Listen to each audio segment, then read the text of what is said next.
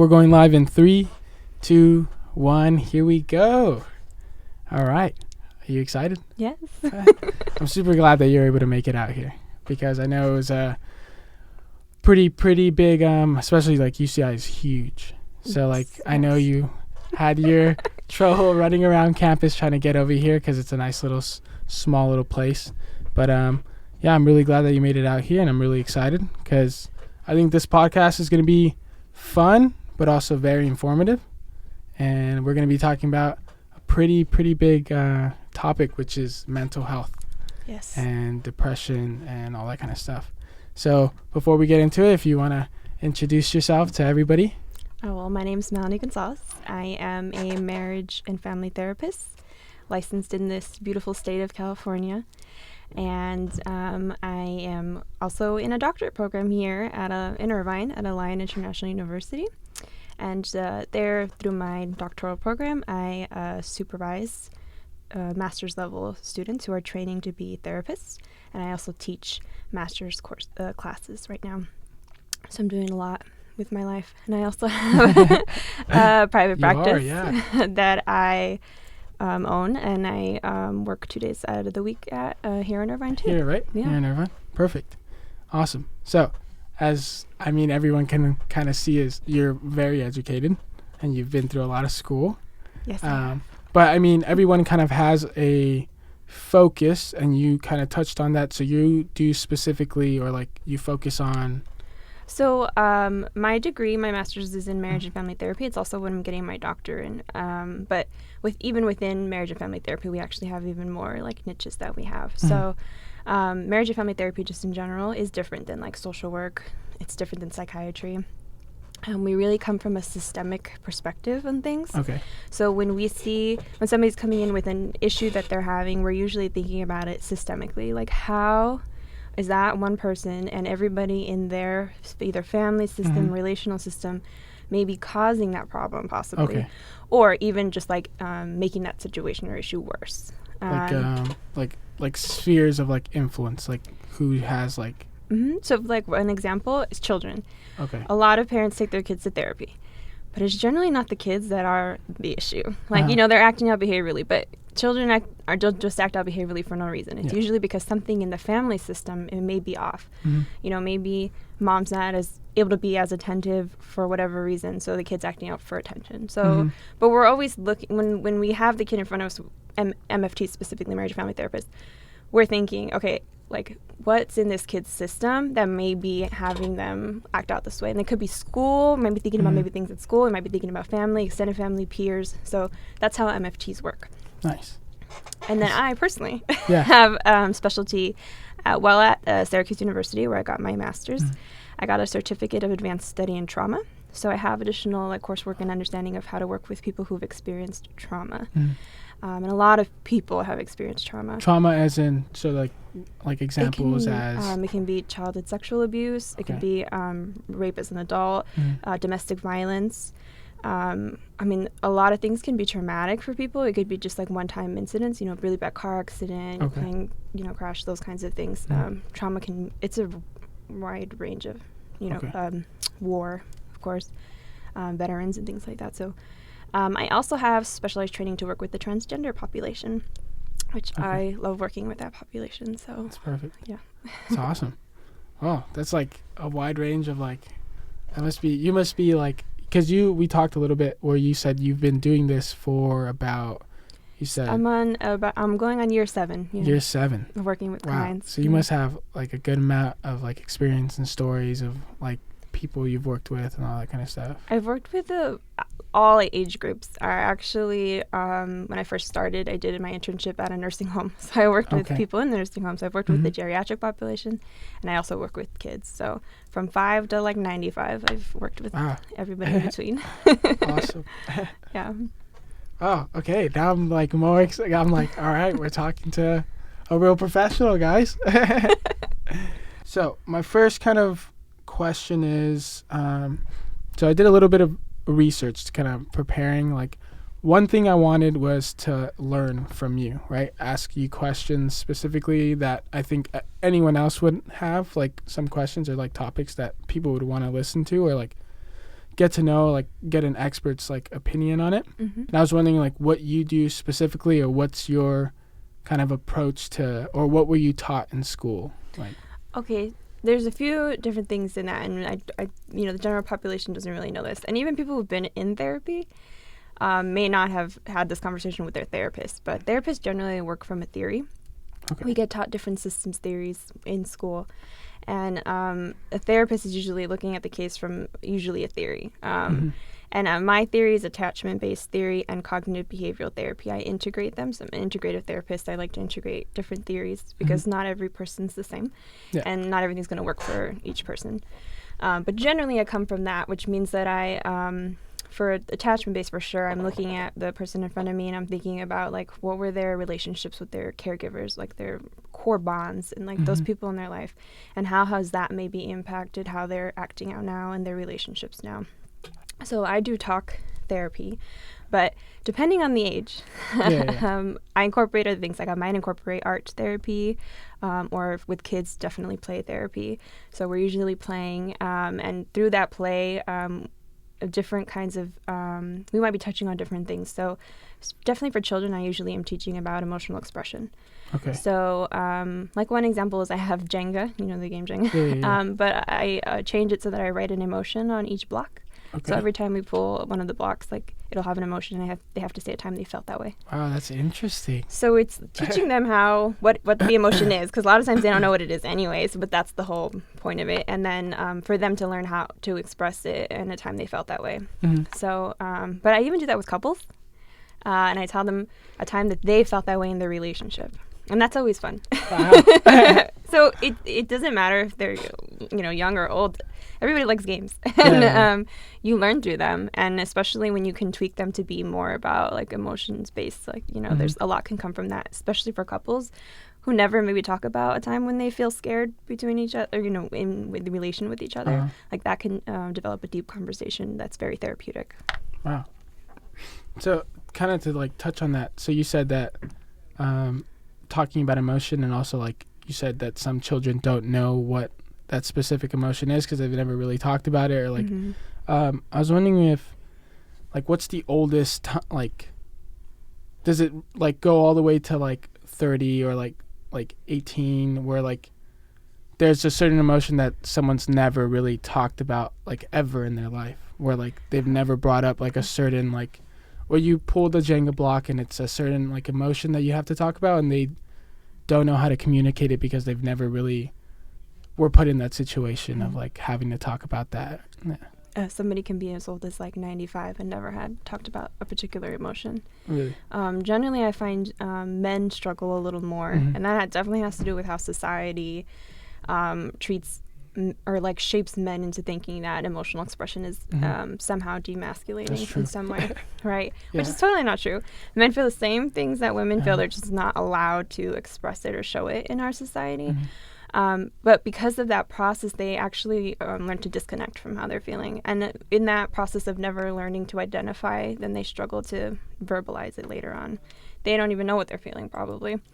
And also, they may still not be aware of what the emotion is. When they pull the block, they may be like, I kind of know what that means, but I never really, talked about it or anything like that, so I don't know for sure if that's what it means.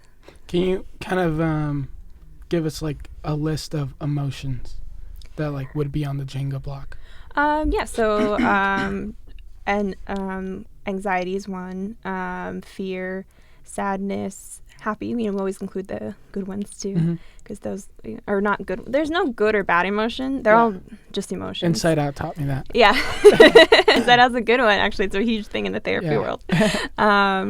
Confusion is another one that sometimes people excited, joy, those kinds of things are usually on the guys or like men usually aren't really taught to express their feelings, and like in my own life and like around like the people I've like talked to, especially here in college, it's like things like where I said like I made that joke about Inside Out, like teaching you about like sadness is okay, where like you don't have to always be that macho person and kind of kick it to the back and keep moving on with your life.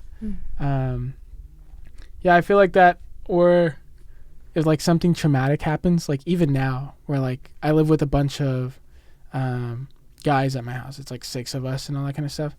And if something like happens, like something emotional, whether it's like relationship or like that kind of stuff, and we kind of talk about it, but it gets like broomed off right away. Where like it's like a touchy subject that someone brings up, and we all kind of like are like acknowledge that someone said it, kind of laugh it off, make a joke, and then move on. Where like it's never really talked about, still seen as like weird to like stop someone and be like, wait, hey, like why are you feeling like that? Like, well, men are still being socialized the same way.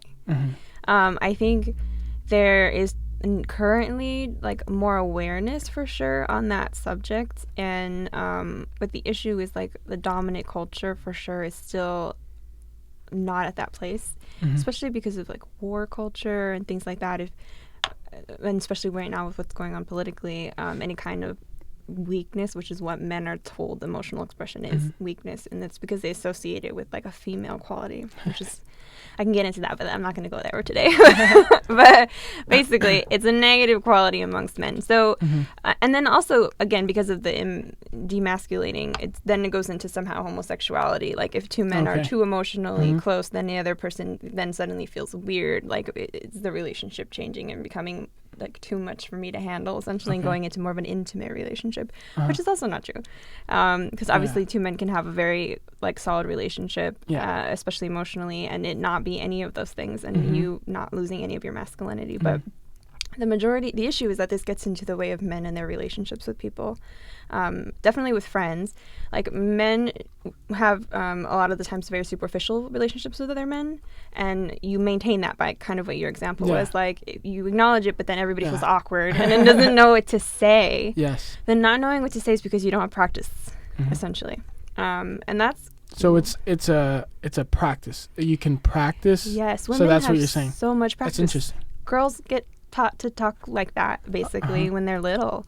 You know, if a girl is going through crying or whatever, somebody comes up to her, usually like a little girl, and will say like, you know, what's wrong? Like, how are you feeling? Okay. When they see a boy crying, they usually look up and be like, how are you feeling? What's wrong? Do you want to talk about it? Like, that's not something that usually is being. That's where the training happens when you're little, and if interesting. And some men for sure, they have mothers or fathers even who are responding to them in that way. Some teachers who might be responding to them that way, but overall, like just because of how our culture is, like that's not the norm. That's it.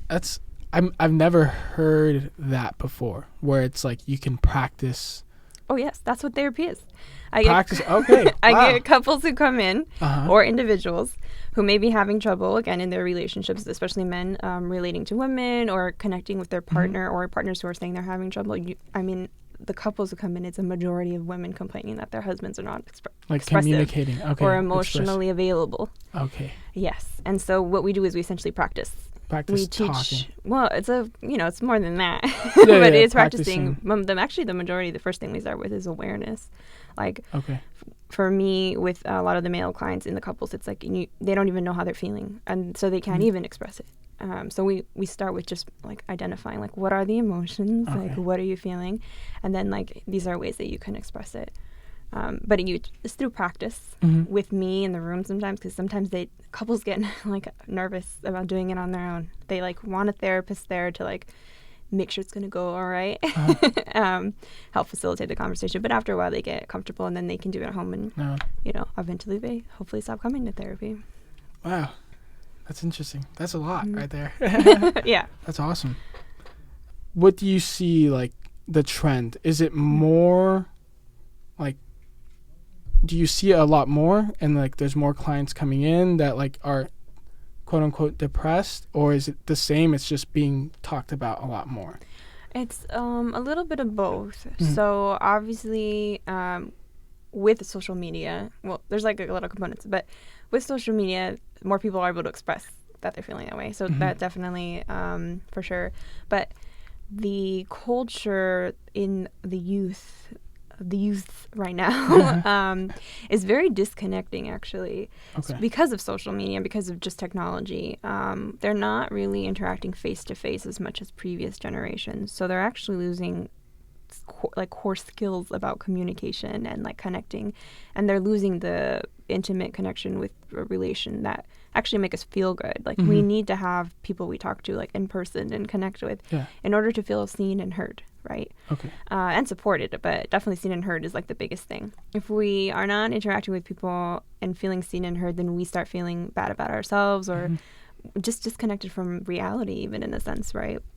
If everything is on the computer and nothing's in reality, then like what kind of life is that? So a lot of the awareness is definitely, I mean, social media helps in that it, definitely promotes awareness about it. There definitely is an increase in depression among youth reported in research. And the majority of it is because of this disconnect that they have from just like peer groups and family. That's another one. Because a lot of times even family are on their like devices and are being present for family time, which is very important and should be done regularly. Interesting. So there is for sure a connection between social media and an increase, or like well, you can't say definitively. Nothing can be said definitively about this, but there's definitely like research. There's definitely research that shows depression is increasing among youth. Yes. Okay. Social media is definitely one of the contributors. Okay. Because people see these stuff on social media, right? And then there's this ideal that they're trying to live up to. Okay. But people only post on social media what, their best happy. Or like, if, when they want to show off, when they have something that's like really awesome, right? They want to share, which is not there every day. But people interpret that and think like, oh, that's how my life should be every day, especially youth who don't really, have a sense of the world yet. And not a sense of themselves either. They're still developing who they are as a person, right? So they're seeing all these things, internalizing them, and then making themselves feel like they aren't meeting that standard or that goal. So that then invokes feelings of low self-worth, which, then trigger depression. I kind of saw there's this guy named Johel. He wrote this book that I kind of skimmed through, but also, a lot of like the information that I got were from different articles that he wrote and also interviews like on YouTube.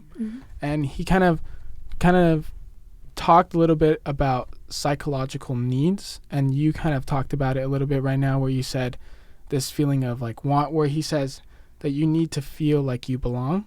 Like he talked about how just as much as we have physical needs of like we need water, clean air, all sorts of things like that, and when we're deprived of that, we like physically are like damaged or like we can't survive. But he said that where you kind of touched on it was we have basic psychological needs such as needing to feel like you belong. Life must feel like you have meaning or purpose. Feel like people see you and hear you. And then he also kind of talked about having autonomy, that life is not being controlled. I was wondering if you can talk a little bit more about that concept of having psychological needs. Yeah, so us being humans, right, we have more brain power than other species. But with that privilege, right, comes certain consequences in that we experience a lot of emotions.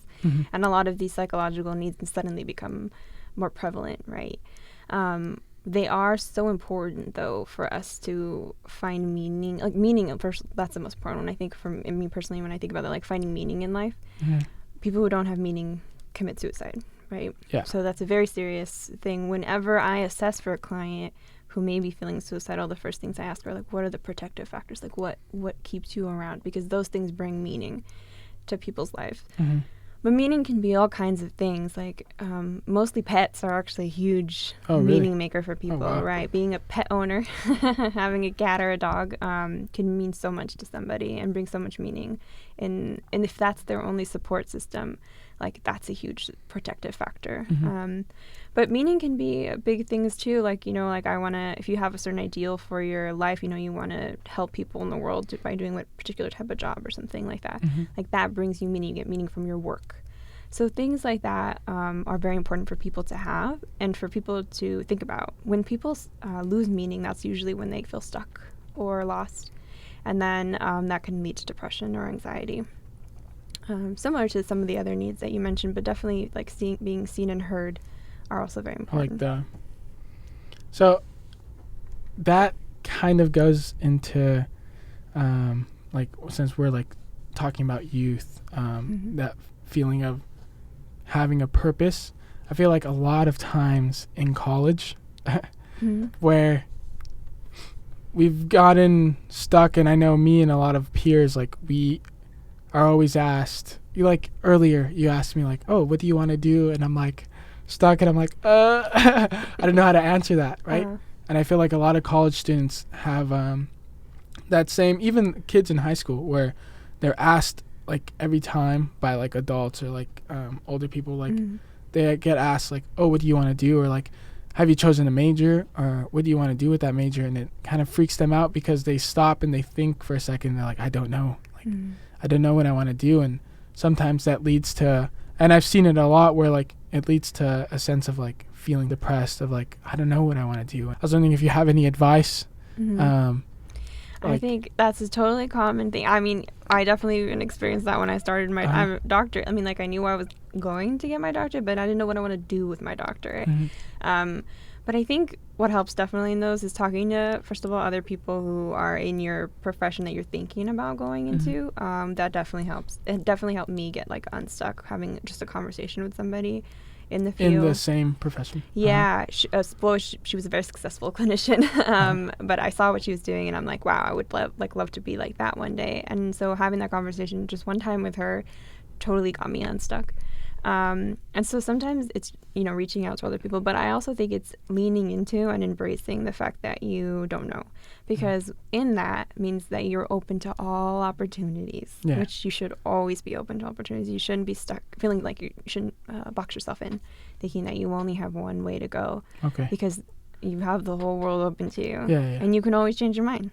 Do you know, just to kind of, what things specifically did you talk about when you were with her? Or like any questions that you asked her specifically, or was it kind of more like in the moment you were there and then you guys started talking about?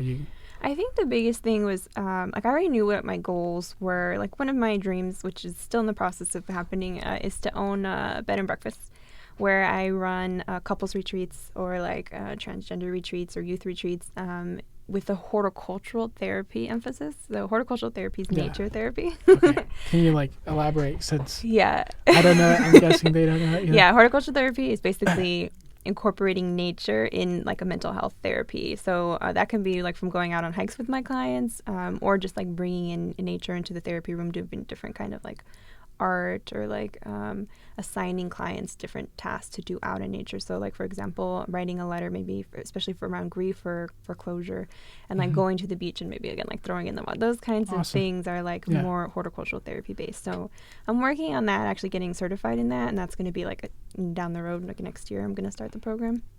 But basically that was my goal, right? But have this bread and breakfast, do this thing, and but like, how do I get there, right? So that was the main, where I'm lost, where I'm like, do I just, I'm not done with my doctorate yet, like I still have like a year left, and I'm like, what do I do in the meantime? Like, and so I went to her, and she was just like, I had to explain all this to her, and she's like, like, you don't have to wait for anything, like you can just, you're licensed now, like just set up your private practice, start getting your clients doing couples work, because that's what I really want to work with is couples mostly, and then you get a caseload, you get people who know you, and then by the time you're ready to do your bed and breakfast, you have like potential customers basically for that. So I think that conversation about her just telling me like what am I waiting for, kind of thing, like I don't have to wait for anything, I can do it now, like nothing is necessarily holding me back from making it happen now. And even if I wasn't licensed, I actually probably could have made it happen as an associate as well. It's just about, I think, when you get in your own way, in your own head, thinking that you aren't maybe do something first. Yeah, like you maybe thinking you're not ready to do that, but like in the scheme of things, like technically I was ready to do it. I just was getting in my own way.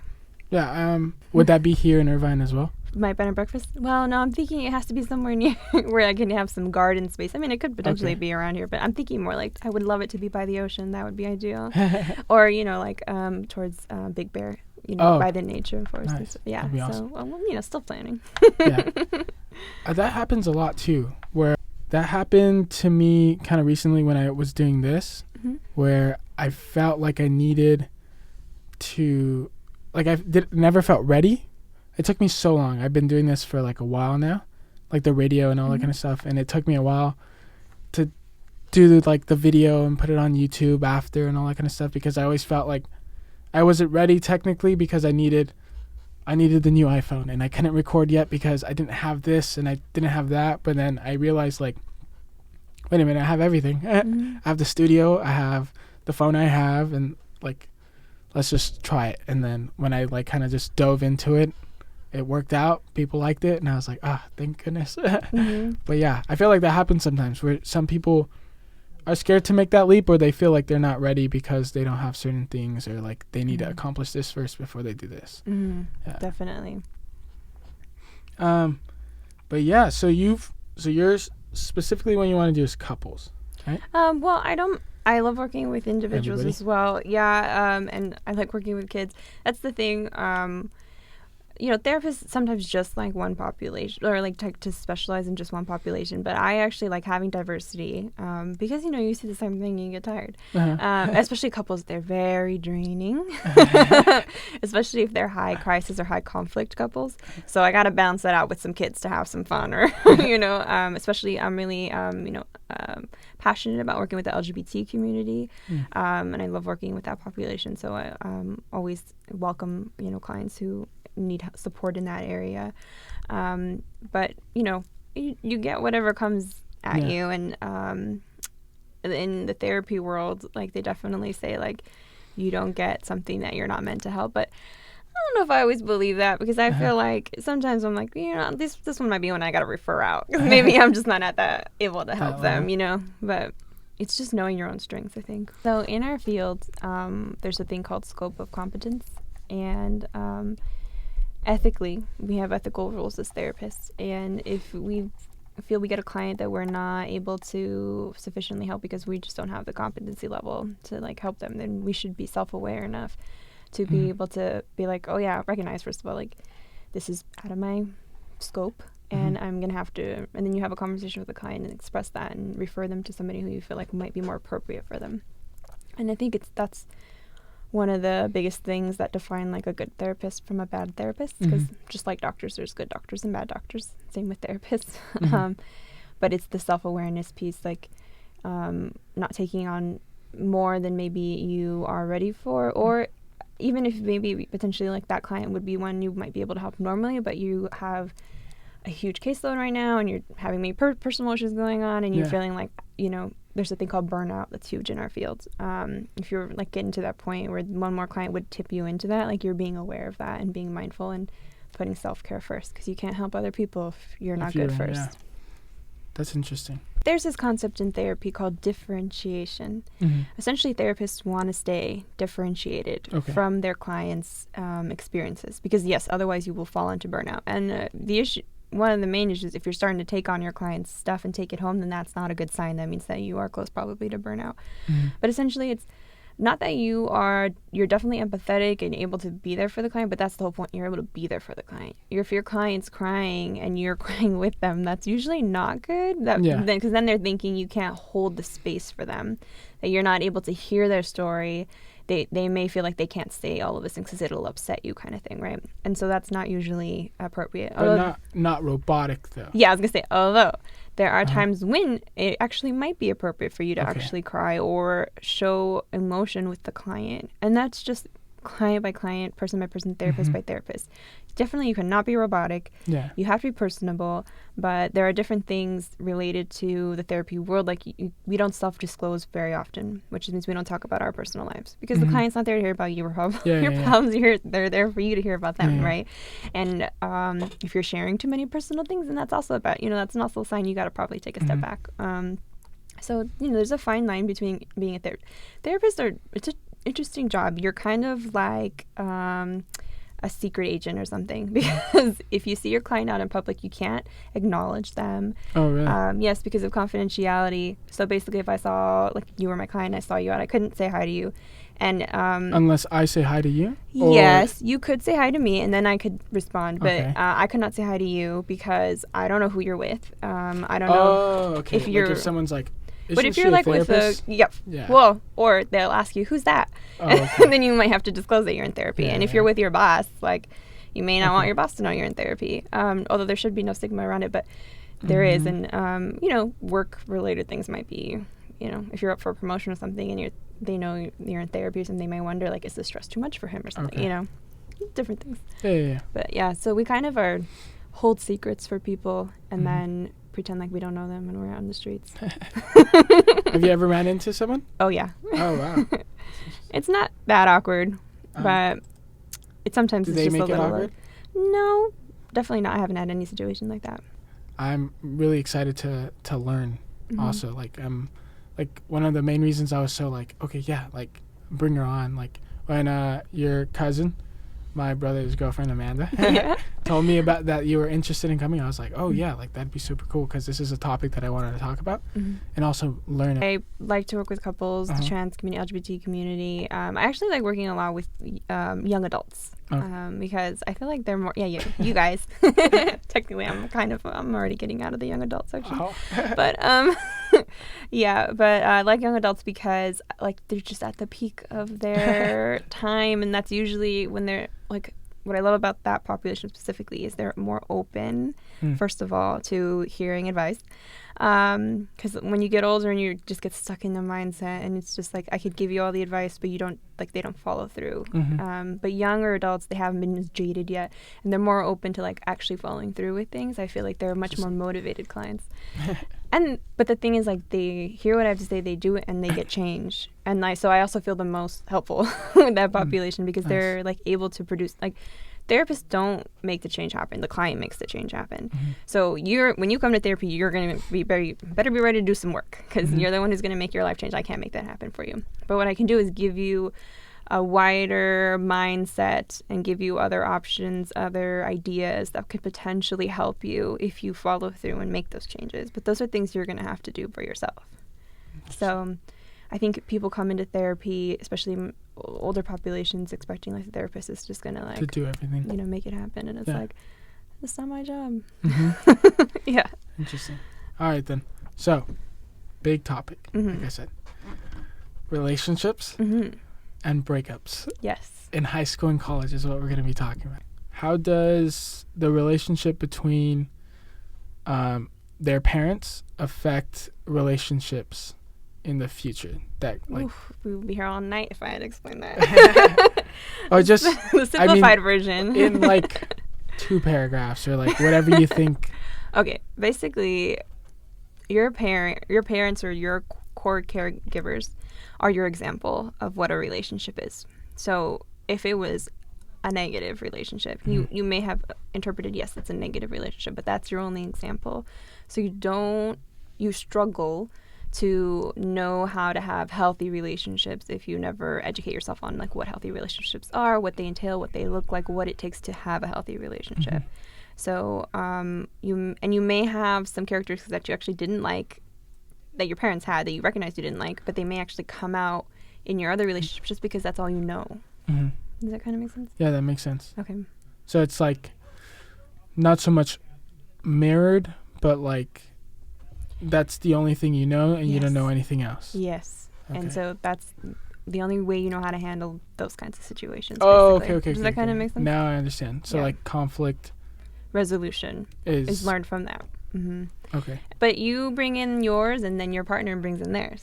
Okay. So they may have learned a different way. Yeah, that's the crazy thing, like about relationship, where it's like you're like it's a tango, like it's a dance, because it's 2 people, and it's a life of someone that's already super complex, and someone else is bringing their world, and trying to make that mesh is not always the easiest. Right. Well, let me say just a little more about that too, because I think it's important. So, like, go ahead. I mean, we have time. I'll give an example, which is a little stereotypical, but it's, I think, helpful for understanding. So, like, for example, if a woman had an alcoholic father, right? When she had a terrible relationship, whatever, cut him off, but they had never worked to like, kind of repair their relationship. She may end up in relationships with men who, if she's heterosexual, with men who have addiction problems. Maybe not the same one, but maybe have tendencies of that type where she's trying to fix him and stuff like that. Okay. Because through that relationship, she's trying to actually repair a core relationship that she had, that she was unable to repair. And until she kind of allows herself to forgive her father maybe, or kind of work through the stuff with related to her father, you know, daddy issues, she actually probably won't find healthy relationships with men. I mean, she could. It could happen, but it would feel uncomfortable for her because she's so used to the other dynamic. Even though she doesn't want it, she hates that. She probably would say, like, I end up with these terrible men. And it's like, but that's all she knows. So that's what she sticks with. That's interesting. And that idea of only knowing that is a great transition, I think, into, and this is my take on breakups. And why they're so devastating in high school and in college is because, like, this is what I think. And this comes from hearing other people's, like, take on it and kind of seeing when people talk about it, like seeing, kind of pulling out what I think it means, or like why is, as let's say in like high school, you're in like a year 2 relationship, right? Like sophomore year to like senior year or like junior year. And you break up. I think the reason why it's so devastating is because that's like all you know.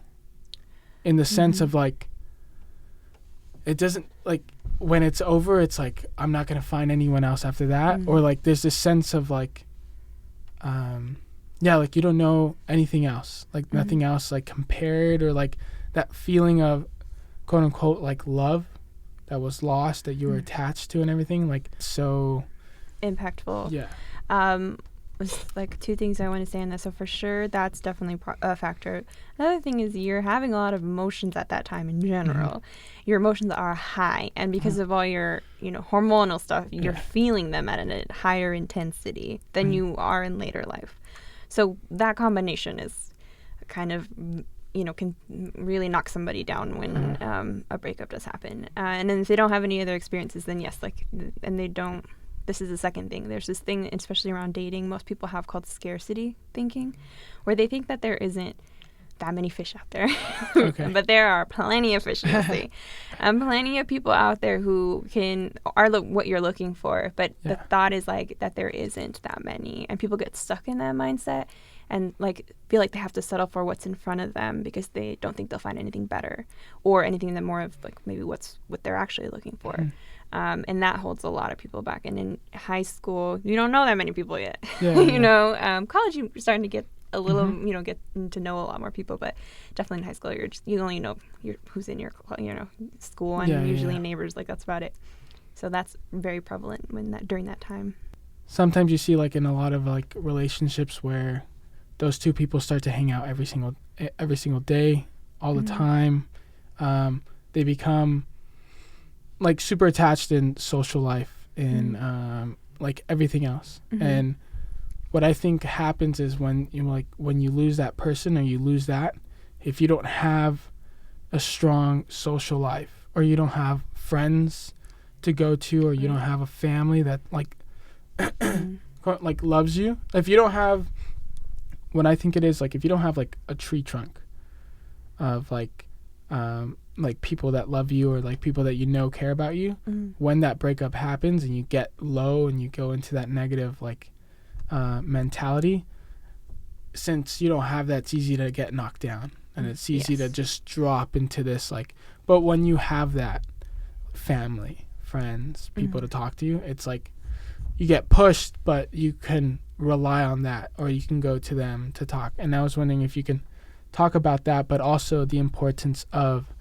social life after a breakup, and also family, and like having people to talk to. Okay, that's a lot. Yeah. So the main thing, going back to like the attachment kind of piece. So when you're in that high school phase, generally people go into those kinds of things where it's like your boyfriend or your girlfriend is like the only person in the whole wide world, and like that's you. They close off to peers. They don't talk to their friends anymore. They don't talk to their mom anymore, and that's not good. That's not a healthy relationship, first of all. You should, and anybody who you get into a relationship with who is like kind of pushing you to kind of be that way, where they're maybe manipulating situations for you, like to disconnect from friends or disconnect from family. That's not a healthy relationship. That's a controlling person, and you don't want to be in a relation with that type of person, because it's not good for you. But in general, you need to have support systems, especially because, well, so going back to that, like, your partner is not your sole provider of support. Okay. And to have healthy relationships, in a partnership, you also have to recognize they're not going to fulfill all of your needs. You have to get your needs met in other places. And that's like one of the biggest things that lead to divorce, which you could talk a little more about later. But it's like there's this expectation that your partner's going to fulfill all of your emotional and physical needs, and that you only need one person. And when you get into that mindset, you are just setting yourself up for failure, because that's just not realistic for one person to do that for another person. That's why we have other people in our lives. We have friends, family. So support is huge. And especially when you have a breakup or even a fight, you need to have people to go to talk like these things through, that you know are going to be there for you no matter what kind of thing. And not everybody's blessed with those kinds of relationships. So you should really be grateful if you have those. Yes. You should let those people know you're grateful for having them in your life. Nice. And what would be the next person to go to if someone doesn't have that? Well, then I would definitely recommend a therapist. Okay. Because although we're not your friends, we definitely, I mean, like, I want to make the world a better place, and I do that by helping people with their emotional needs. And although my clients are not my friends, I care about them a lot, and I definitely, we develop a relationship, a therapeutic relationship, and I get invested in their life. They come and tell me, like, every week what's going on, and I always want, what's best for them. And when they reach their goals, like, I am so proud, like, of them and their work, and always take time to acknowledge it. And some people don't, first of all, even have a person that they can talk to for 45, 50 minutes without someone being on their phone, like undivided attention. They don't have somebody to talk to for 45 minutes or an hour to give them undivided attention. So just that alone can help a person, first of all, feel connected. But in general, I think just the support, the acknowledgement of all those things, they don't have somebody in their life who does that. So therapists can offer that for you. And not because, like, that's their job, because that's not how therapists are. Like, I know a lot of therapists, and we don't just some therapists do not get paid very well. So people don't do it for the money. I'll just put it that way. Actually, most therapists don't get paid very well. Wow. The mental health system, the way the healthcare works, is terrible. Actually, we're super underpaid. But so now you know that most therapists don't get paid really well, even though we have masters. Like, we do not get treated probably where we should be. But we mostly do it definitely from a place of, like, wanting to heal, and, like, wanting, because we care about people and, like, what they've been through. Not most, but a lot of therapists, which I didn't know this until I started school, have actually been through a trauma. And, like, that's the reason why they got into the field. Interesting. That was not my case, but I met a lot of people who worked through their stuff, had been in therapy, and then decided they wanted to become a therapist. So that's really empowering, I think, for people who right now maybe are going through something and maybe don't, see what's in their future, maybe are feeling lost or whatever. But, you don't know, that trauma might have actually helped shape your future. So one thing I wanted to ask you, since you have to go pretty soon, is, so we talked about having people around you and all that kind of stuff, but I was wondering if there needs to be a focus in your life of being able to be alone. If there's how important that is, of not being on your phone, like where you're watching videos, hearing people talk, because again, like personally, and like other people that I've heard, like what they try to do is like watch Netflix all the time, or like have someone like talking kind of in the background, like a podcast or something. And I was wondering how important it is to learn how to be on your own. Alone time is super important. For your own processing. So many things happen in your day, in your week, in your month, maybe even in your year, and you haven't actually taken the time to, like, actually sit down and just think it through and process it. And then that can then influence how you're acting, basically. If you're constantly just doing and never taking the time to sit down and, like, let it sink in or appreciate it or just take a moment, then you're always on go and you're never actually living in the present. So alone time helps you be more present, and being present is key. generally helps if you have a lot of anxiety, that you have some alone time, or even actually depression. People say like being alone and depressed is actually, it's not, they want to be alone, and so sometimes it's not good, obviously, because you don't want them to be alone all the time, or you don't want to be alone all the time when you're depressed either. But there are some times where actually you kind of do need to be alone, because you just are not feeling up for being social, and that's okay. And sometimes you do have to push yourself for that, for when you're feeling depressed, but sometimes it's okay, like, just to have alone time. It's really important for you to connect with yourself when you don't want alone time, or you always need to have a voice going on. Why that tells me that you don't feel comfortable being with yourself. Mm-hmm. And if you're not comfortable being with yourself, you need to know why that is.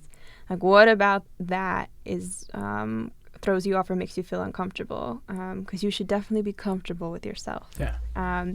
So meditation is one way for sure that you can have quiet time that teaches you to be mindful and present. Mm-hmm. Yoga is a really good helper. Okay. Doing yoga alone, possibly, if you can. Going out in nature on your own is very helpful also. If you can afford to go a weekend away, traveling alone. So most people don't like to do that. Oh, wow. Interesting. But traveling alone is can open you up, first of all. I mean, you have to push yourself out of your comfort zone, most people. For sure. But you also experience things on your own. And instead of having like this person to bounce it off, and hopefully you're not on social media sharing it, although you couldn't some of the time, but you can develop your own ideas and thoughts on it and actually hear your own self on it. Most of the time, people who struggle to think for themselves or on their own, like, how do you know what you're thinking and feeling if you don't give yourself time to have that time to think and feel alone, Mm-hmm. right? So if you're constantly having all these other people tell you how they're feeling or thinking, it might be hard for you to assess, like, wait, how am I really feeling about this? Is it because they're saying this, or is it because genuinely I feel this way? And so alone time helps you process that, like, your true feelings, and gain a better sense of, like, where you're at with things in life, in your life. Alone time will definitely help you figure out, like, am I happy with how things are going right now? Because if you don't take the time to stop and think about it, then you're just going to keep doing. Does that kind of make sense? Mm-hmm. Like I said, it was very informative, especially for those that haven't heard people talk about it, or it's like a new thing. Yeah, I really appreciate you coming on. Thank you for having me. You're welcome. I appreciate it. I have an Instagram. It's the name of my practice, which is Grounded Connections Counseling. Okay. And I have my private practice in Irvine. I do offer 15% discount for university students.